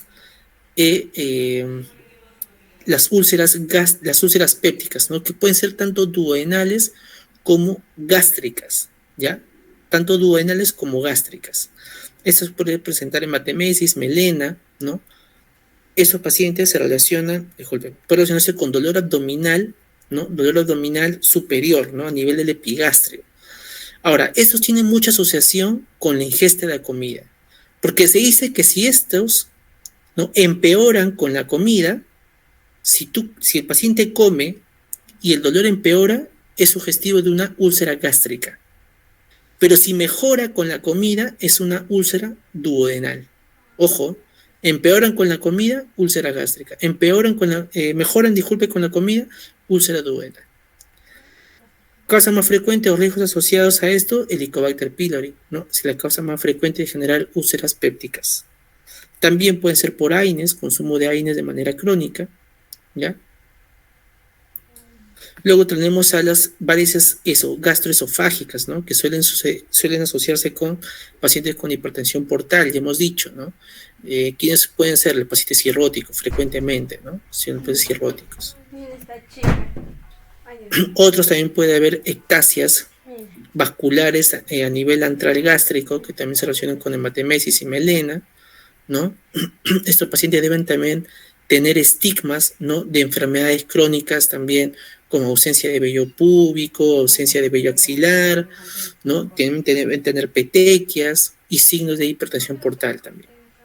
Frecuentemente se asocia mucho con hipertensión portal con cirrosis, las ectasias vasculares o gástricas. También tenemos la duodenitis, ¿no? Angiodisplasias, también como parte de proceso de hemorragia digestiva alta. Estas suelen suceder con lesiones angiodisplásicas a nivel de la piel o también a nivel hepático, ¿no? Y cuando se evidencia estas lesiones angiodisplásicas a nivel hepático y también dérmico, tiene un nombre propio que se llama síndrome de Osler-Weber-Rendo, ¿no? Tuvimos un paciente la vez pasada en la clínica con un dolor crónico a nivel abdominal, a nivel del hipocondrio derecho, que se asociaba a hematemesis, ¿no? En dos ocasiones, ¿no? Que uno le ocurrió en el 2022 y otro que ocurrió en este año, ¿no? Y le habían encontrado que tenía vasos dilatados a nivel de la región gastroduodenal, ¿no? Pero nos llamaba la atención el dolor abdominal a nivel de hipocondrio derecho, que era crónico, ¿no? Que no cedía hasta que le dieras tramadol, ¿no? Recién con el tramadol le pasaba. En las ecografías no mencionaban algún tipo de lesión, más que todo mencionan que había un proceso quístico, ¿no? Quístico a nivel hepático. Pero con esta segunda intervención y que el paciente llegara hasta el tramadol para el dolor, se le solicitó una tomografía con contraste y se evidenció que tenía lesiones tipo angiocavernosas a nivel de la región hepática, ¿no? Esto donde se halló también a la exploración física lesiones angiomatosas a nivel de la región dorsal y la región del muslo y también del miembro superior a nivel del bíceps, se relacionó mucho con estos hallazgos y se propuso la idea de un síndrome de Osler-Weber-Rendo que luego fue detectada en una biopsia de piel y se confirmó el diagnóstico y bueno, son de mal pronóstico estos pacientes, ¿no? El síndrome de Mallory-Weiss, que suele suceder cada fin de semana, ¿no? En los jóvenes, luego de haber tomado una gran ingesta de alcohol por lesión de la región gastroesofágica, ¿no? Se genera un eritema, luego una pequeña lesión ulcerativa y que esto corresponde luego a un sangrado posterior al vómito, ¿no? Esofagitis también, que se relaciona con un dolor retroesternal, ¿no? Y que inclusive empeora con los alimentos. Se asocia mucho también a alguna ingesta de algunos medicamentos como la eritromicina, la tetraciclina, la doxiciclina y clindamicina. Las lesiones de Diallo-Foy, que también suelen ser por una anomalía vascular, básicamente, ocurren en un 5% de esos pacientes, y se localizan generalmente en la parte proximal del estómago, ¿no? Es una lesión aberrante vascular. Y dentro de esos también tenemos tumoraciones gastrointestinales, ¿no? Y esto suelen ser, en su mayoría, pueden ser benignos, como el lipoma, el oiomioma, y malignos, como el adenocarcinoma gástrico, ¿no? O linfomas mismos también de este. Ahora, cuando nosotros valoramos la hemorragia digestiva alta, valoramos una estratificación para saber si el paciente debe realizarse una endoscopía de manera inmediata o tardía, o si el paciente puede irse de alta y regresar luego por control por consultorio externo de gastroenterología. Y manejamos esos tres scores: el score de Glasgow-Blackford, el score de clínica local y el score de AIM-65. El Glasgow-Blackford básicamente es de un riesgo de estratificación preendoscópica, ¿ya? Se menciona que es más sensible que Rocker en identificar pacientes de alto o de bajo riesgo. Se dice que de parámetros que estamos viendo, ¿no? De la urea y la hemoglobina, tanto en hombres como mujeres, y otros marcadores como melena, síncope, o que tenga una enfermedad pancreática, si todos estos valores tú sumas y sale entre 0 o 1 punto, estos pacientes pueden ser considerados para el alta con endoscopía ambulatoria. O sea, no necesita que el paciente se realice una endoscopía de manera inmediata, ¿ya? Pero si tiene más de 2 o mayor o igual a 2, no hay forma, tiene que pasar por gastroenterología y que le hagan una endoscopía de manera inmediata. Luego tenemos el ROCAL score, ¿no? Esta también es una evaluación preendoscópica y posendoscópica, ¿no? Pero miren, dice que se menciona que es superior al Glasgow-Blackford para predecir mortalidad. Este tiene mayor relevancia para saber mortalidad en los pacientes con hemorragia digestiva alta. Y luego tenemos al score de AIM-65, que también predice la mortalidad hospitalaria en pacientes con HDA, pero no es superior al ROCAL, ¿ya? No es superior al ROCAL. El manejo inicial, bueno, sabemos el ABC, si el paciente está hipotenso hay que manejarlo con fluidoterapia, si hay alteración de la ventilación hay que darle oxigenoterapia, ¿no? La fluidoterapia siempre va a ser con cristaloides, con solución isotónica. Hay que transfundir a todos los pacientes que tienen hemoglobina menor a 7, pero si el paciente tiene alguna enfermedad cardiovascular subyacente, la transfusión se hace a partir de 9. Si el paciente tiene menos de 9 de hemoglobina, a esos pacientes hay que transfundirlos, ¿no? Si es que tienen alguna enfermedad cardiovascular subyacente. ¿Qué fármacos vamos a utilizar en la hemorragia digestiva alta? Esta es una guía práctica de salud que se hizo en el 2018 y que hasta ahorita lo seguimos utilizando. Primero, iniciar inhibidores de bomba de protones, ¿no? Como el omeprazol. ¿Por qué hay que iniciar con inhibidores de bomba de protones? ¿Cuál es la necesidad de iniciar con IBPs? Lo que menciona es que hay niveles de ácido a nivel gástrico que van a generar una inhibición de la agregación plaquetaria, ¿no? O sea, el paciente que está sangrando de alguna otra forma va a querer coagular esa lesión y se va a formar una placa de fibrina para que evite que el paciente continúe el sangrado. Pero como se encuentra a nivel gástrico, la secreción ácida lo que va a generar es que se rompa esta placa de fibrina, ¿no? O que rompa la cicatrización y por ende el paciente puede continuar con el sangrado. Entonces lo que hace el IBP es mantener este pH para así promover la estabilidad y la formación del coágulo. Es por eso la necesidad de darle IBPs. ¿Cuánta es la dosis de carga que se debe iniciar al paciente? Miren, ustedes cuando van a dar el tratamiento debe ser la siguiente manera. Son dosis de carga y dosis de infusión. La dosis de carga suelen ser de 80 miligramos endovenoso en bolo. ¿Y cuánto viene? La ampolla de omeprazol viene de 40 miligramos. Entonces le vas a poner 2 ampollas en bolo. Ojo que cuando hablamos en bolo, no quiere decir que lo vas a preparar o lo vas a diluir en 100 cc de cloruro o en 1 litro de cloruro y luego eso que pase en 1 hora. No.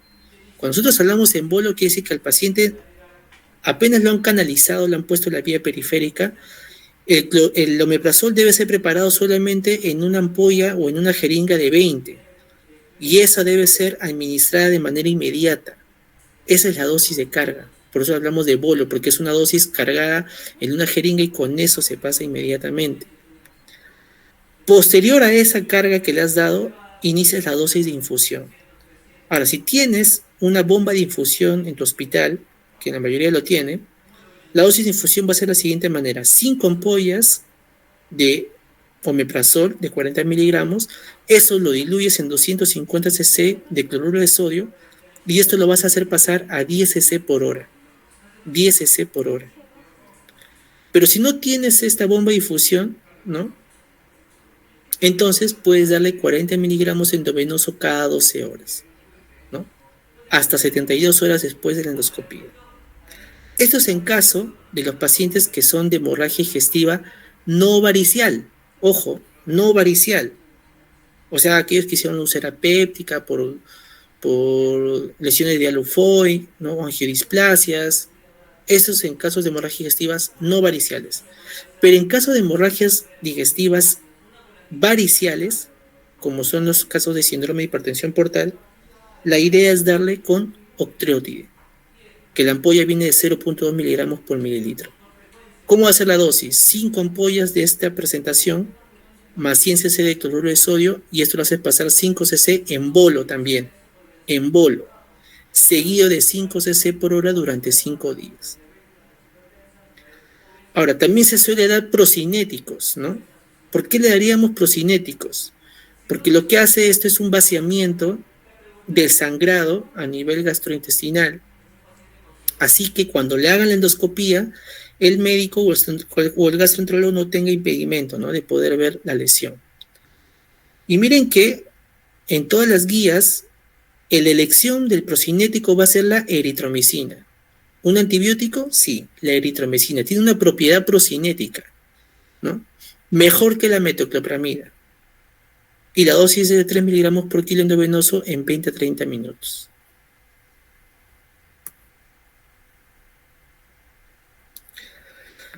Luego tenemos ya la clasificación a nivel endoscópica, ¿no?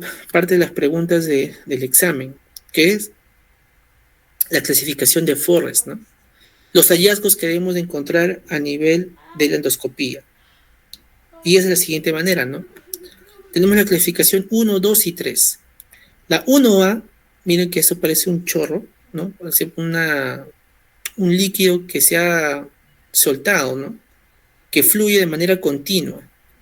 Esa lesión se le llama lesión en chorro. Luego tenemos el 1B, ¿no?, que es un líquido depositado, un sangrado depositado. Ahora se le llama vaso babeante.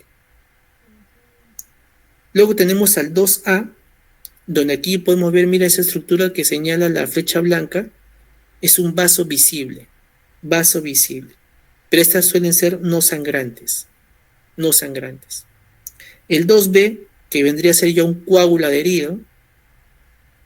El 2C, que es un punto de hematina, miren que es una mancha media pigmentada.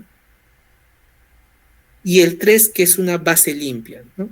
Base limpia. Acá no hay sangrado, suele ser blanquecino, por placa de fibrina. El 2C y el 3, como dice acá, no requiere de tratamiento endoscópico. Y estos son de bajo riesgo de sangrado, bajo riesgo de resangrado. A diferencia del 2B, 2A, 1B y 1A, que esos sí tienen alto riesgo de sangrado y eso sí se hace en manejo endoscópico.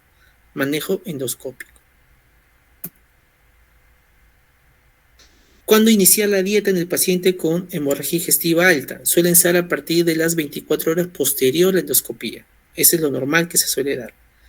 Pero miren, en pacientes que tuvieron un sangrado activo o un vaso visible en la endoscopía, le haces la terapia endoscópica le sigues dando la terapia intensiva de los inhibidores de bomba de protones, y la dieta lo vas a hacer aproximadamente a los 2 días.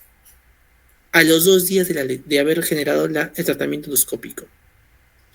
Pero si la lesión fue una base limpia, no va a haber tratamiento endoscópico, como hemos dicho, va a continuar con la terapia de bomba de protones, y miren, acá la dieta es regular y es de manera inmediata, Este paciente no tiene por qué esperar tantos días para iniciar dieta. Luego tenemos las hemorragias digestivas bajas, considerados por debajo del ligamento de Treitz, ¿no? Su clínica esencialmente es por hematoquesia y rectorragia. Las causas más frecuentes de hemorragias digestivas bajas en un 40% suelen ser por enfermedad diverticular. Estas también pueden ser con cáncer de colon, también puede haber angiodisplasias o también puede haber hemorroides, ¿no? Acuérdense que la enfermedad diverticular suele asociarse bastante con pacientes con algún tipo de comorbilidad, ¿no? Suele ser por enfermedades cardiovasculares, o pueden ser asociadas también a cirrosis, enfermedad renal, diabetes, ¿no? O inclusive con el uso de antiplaquetarios como la aspirina o AINES, ¿no? Se suelen asociar bastante a enfermedad diverticular. Estos pacientes presentan un dolor agudo a nivel del fosa ilíaca izquierda, asociada a malestar general, fiebre, y presentan también rectorragia, ¿no? Rectorragia, asociado también a un proceso febril persistente, ¿ya? En esos pacientes hay que realizarle una colonoscopía para hacer el control del sangrado, ¿no? Inclusive realizar previamente una tomografía con contraste a nivel abdominal para evidenciar la localización del sangrado. En los pacientes con cáncer de colon, bueno, hay que ver si es que el paciente tiene antecedentes también de familia que sufra de cáncer de colon, ¿no? También ver los factores de riesgo que tiene de padecer un cáncer de colon, como es la poca ingesta de fibras, la alta carga de ingesta de carnes, carbohidratos, ¿no? Y el poco consumo también de pescado, ¿no? O de nueces, ¿no? Por eso se puede relacionar y buscar la causa también de eso, ¿no? Asociado también a una pérdida de peso, ¿no? Un síndrome consuntivo. En el caso de hemorroides, sabemos que hay hemorroides externas como hemorroides internas. Las hemorroides externas suelen ocasionar dolor, ¿no? Hasta inclusive picazón al momento de sentarse. Pero las internas no suelen generar dolor, ¿ya? No suelen generar dolor. Estos básicamente pueden presentarse inclusive picazón, pero no suelen presentar síntomas en estos pacientes.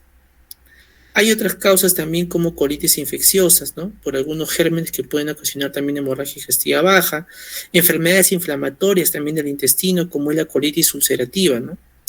Donde aquí es bueno dosar la calprotectina fecal, donde se dosa y debe haber más de 250 microgramos por gramo para poder decir que confirma el diagnóstico, al igual que la colonoscopía. Hay tratamientos también como los derivados del ácido aminosalicílico 5-rectal, que es parte del tratamiento de la colitis ulcerativa, ¿no? Otros también que son por sangrado post-polipectomía, ¿no? Pacientes que han encontrado un pólipo a nivel colónico y el médico procede a retirar este pólipo, pero se puede presentar sangrado, y se menciona que este sangrado debe ser dentro de los 30 días de haber realizado la polipectomía o algún tipo de procedimiento con biopsia. O sea, para que yo pueda considerar que el sangrado es posterior a este procedimiento, deben haber ocurrido 30 días. Tengo 30 días para yo poder decir que el sangrado es después de este procedimiento. Si es pasado estos 30 días, voy sospechando que ya no sea por este procedimiento que se ha realizado. Ahí tenemos los gérmenes, ¿no? Que pueden ocasionar hemorragia digestiva baja. Tenemos el Campylobacter, Entamoeba histolítica, la Salmonella, ¿no? La Escherichia coli con su toxina, con su Shiga toxina, y el Shigella también, que puede ocasionar este tipo de sangrado. En cuanto al tratamiento, básicamente se va a ver en dos procesos, si el paciente está hemodinámicamente estable o si está hemodinámicamente inestable. Cuando decimos que es hemodinámicamente estable, cuando el paciente tiene una frecuencia cardíaca menos de 100, una presión arterial sistólica mayor a 115, ¿no? Tiene buena conjuntiva, o sea, no tiene ningún tipo de alteración, palidez, ¿no? Severa que pueda presenciarse, o un llenado capilar menor de 3 segundos. Tiene todo esto, entonces podemos decir que el paciente es hemodinámicamente estable. Y a partir de ahí podemos definir si el sangrado es un sangrado doloroso o un sangrado no doloroso. Si es un sangrado doloroso, hay que ver, ¿no? Si el paciente estuvo expuesto a un viaje reciente, ¿no? Y obtener cultivos de ese sangrado. De repente el paciente presenta diarrea con sangrado, entonces hay que mantener el cultivo de esas heces para poder considerar el inicio de tratamiento antibiótico, ¿no? O si el paciente presenta un dolor abdominal intermitente, ¿no? Con pérdida de peso, hay que ver, hay que dosar la calcoprotectina, como habíamos dicho, por sospecha de colitis ulcerativas, ¿no? Y también realizar una colonoscopía. De repente el sangrado doloroso es agudo, ¿no? De inicio agudo, con un dolor abdominal y con una historia de enfermedad cardiovascular.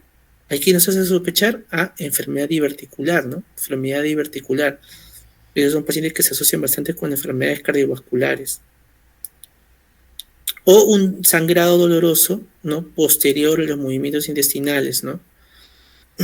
Eso hay que hacer también una anoscopía porque probablemente sea por una hemorroides.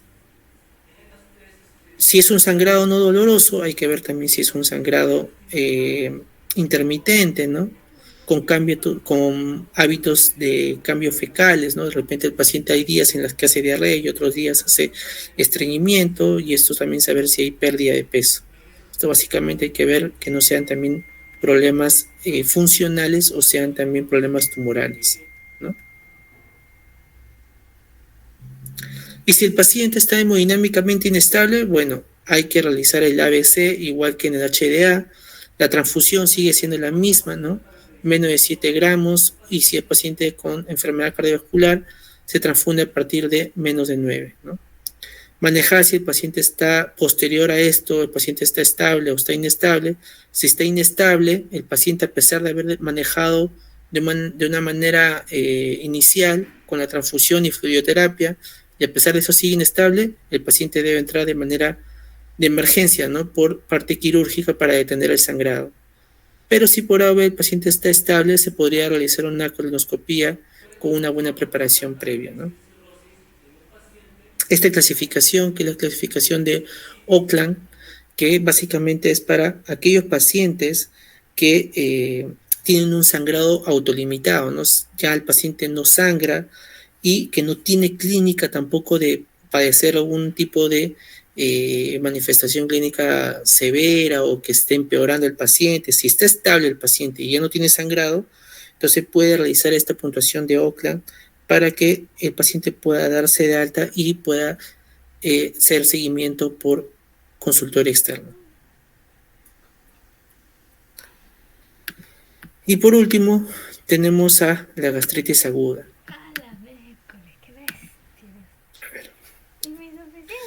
La gastritis es una enfermedad inflamatoria aguda y crónica, ¿no?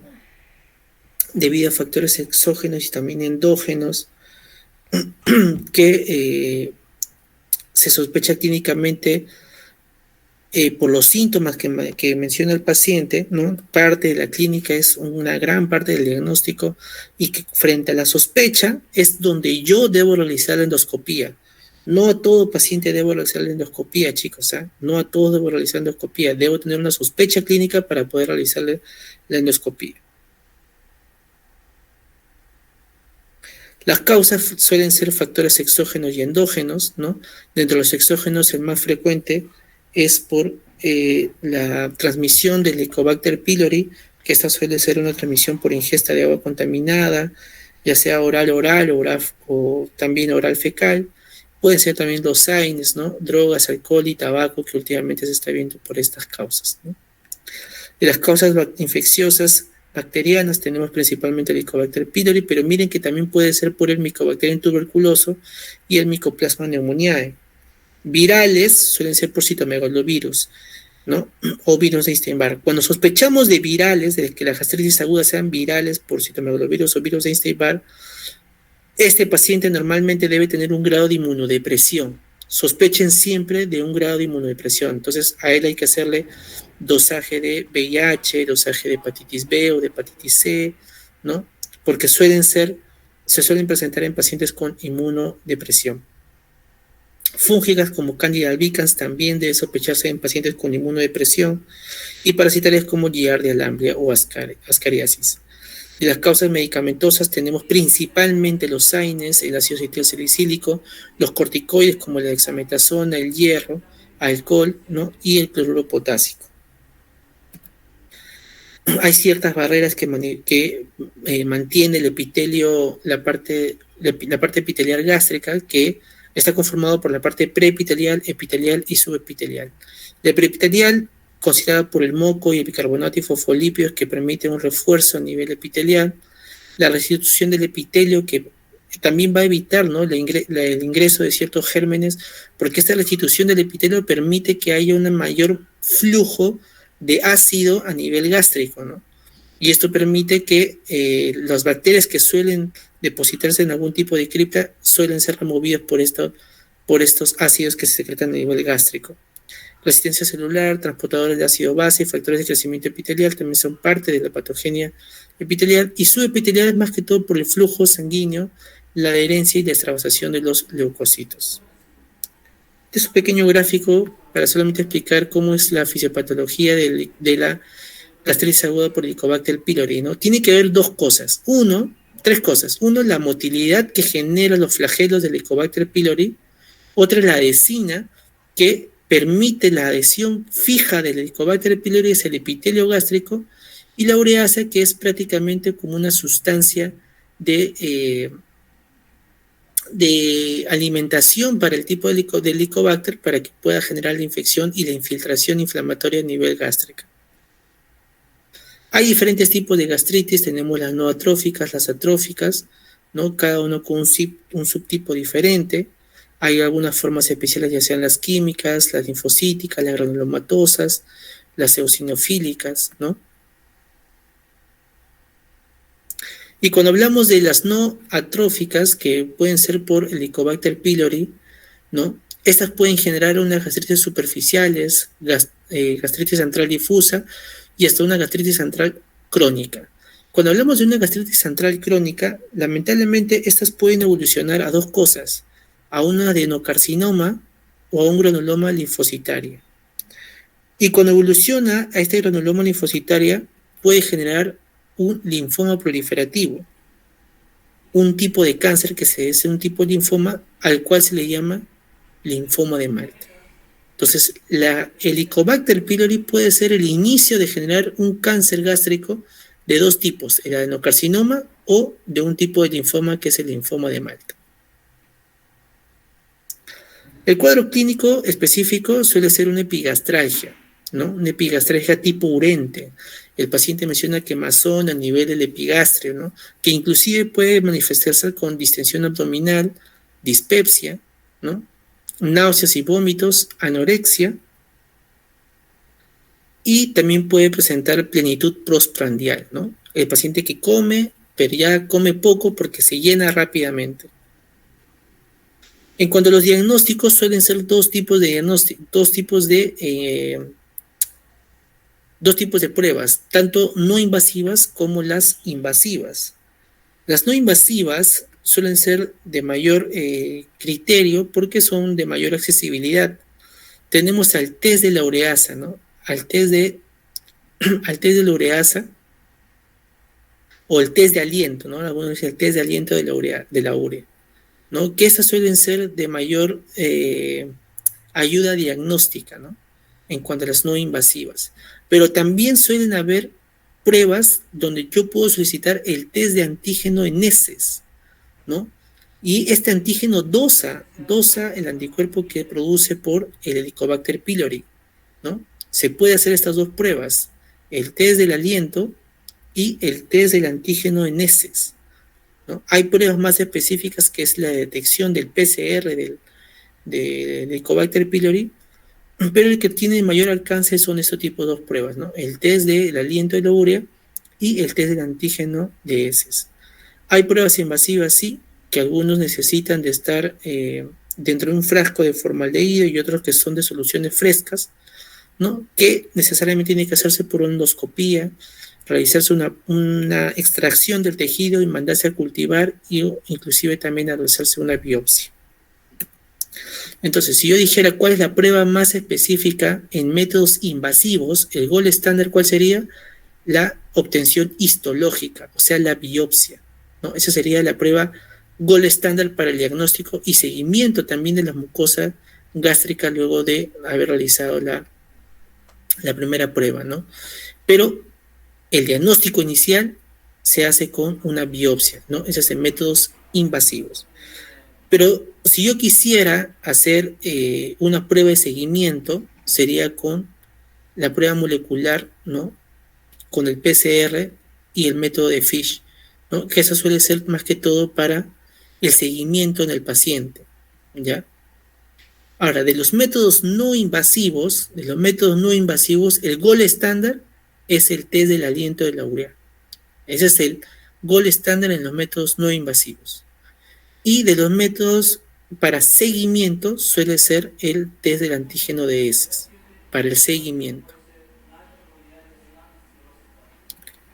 El tratamiento suele ser con inhibidores de bomba de protones, ¿no? Con omeprazol, esomeprazol, los fármacos inhibidores de la acidez gástrica como antiácidos, fármacos protectores de la mucosa gástrica.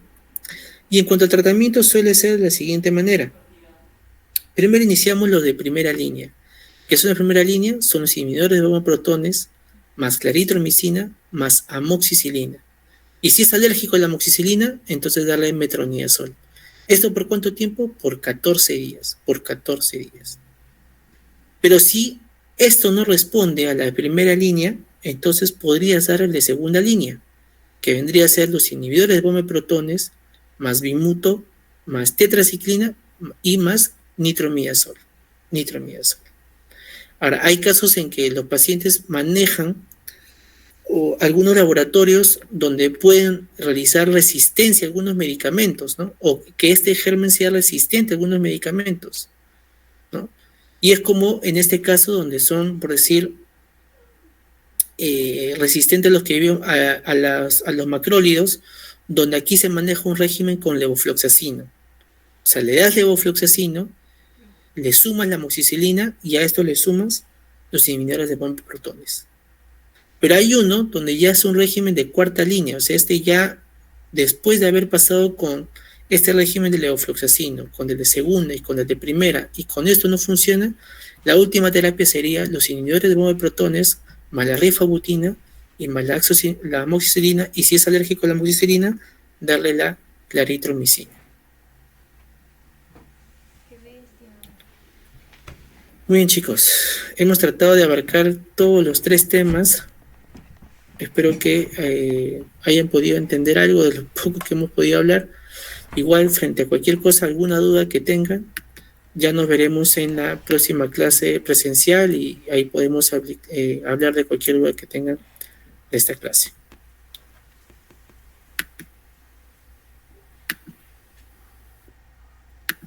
Gracias, doctor.